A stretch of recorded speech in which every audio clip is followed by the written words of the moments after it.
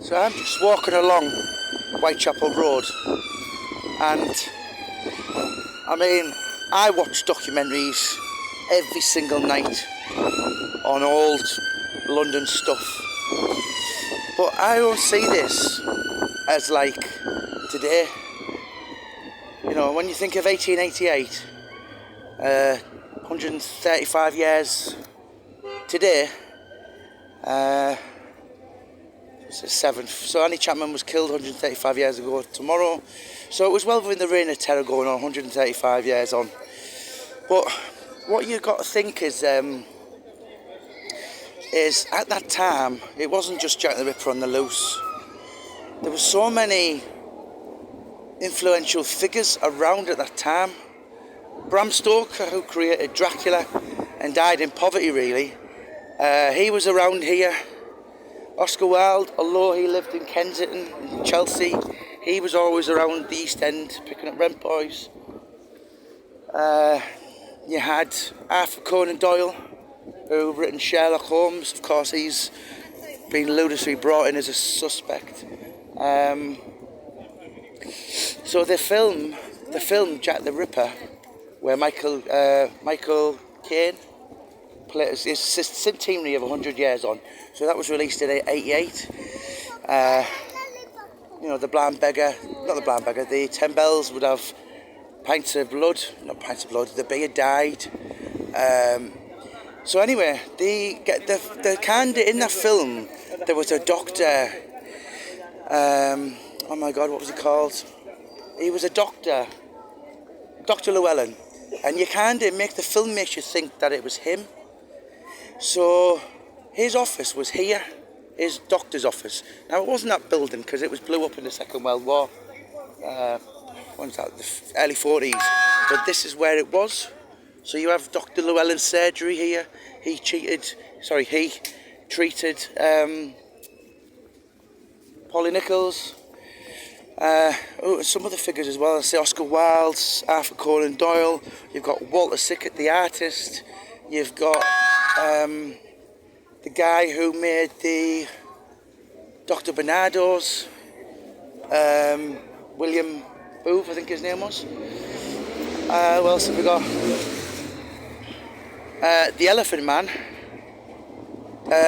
Joseph Merrick. So he lived in the hospital, which was over here. He would quite regularly walk up and down here, and he was just part of the furniture. Bag over his head, poor soul. Today could have been really treated, but he died when he was 31. But he was found. Tell you where he was found. 259. So he was found in one of these. I'll show you. There's a freak show. You know, there was people in there with two heads, bearded ladies, people in there with Glasgow Rangers tops on. Sorry, love. All these kind of, bizarre things. And he used to make his money in there. And the doctor who Sandy Hopkins played in the film, who lived over there, basically got Joseph Merrick. And I think he lived in there for the last 5 years of his life. So that was where they did so it's the Working Lad's House. So that was where they did the coroner report for a couple of Jack the Ripper murders, in that room as well. The pub where the Crays beat a couple of men up, and it was spoken about forever, was in that pub. They beat a couple of Watney dockers up.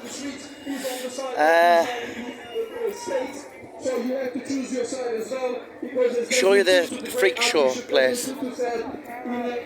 So Morrissey is obsessed with the East End and Whitechapel, and he's done a couple of songs on the Crays and Jack the Ripper. And my book, There's Something About Whitechapel, I got that from Morrissey. So he basically, one of his album covers was there, and that was the grave Maurice. So that was Ronnie Cray's local. That was where Detective Inspector Nipper Reid first seen Ronnie Cray in 1963, and he would be in there. So the freak show It's where they used to have a lot of Glasgow Rangers supporters meetings. This was predominantly a Jewish area. You know, when Bangladesh got their own independence from Pakistan in '78, you know, it was all Irish then till. But this is where the freak show was. And yeah, long before Match of the Day.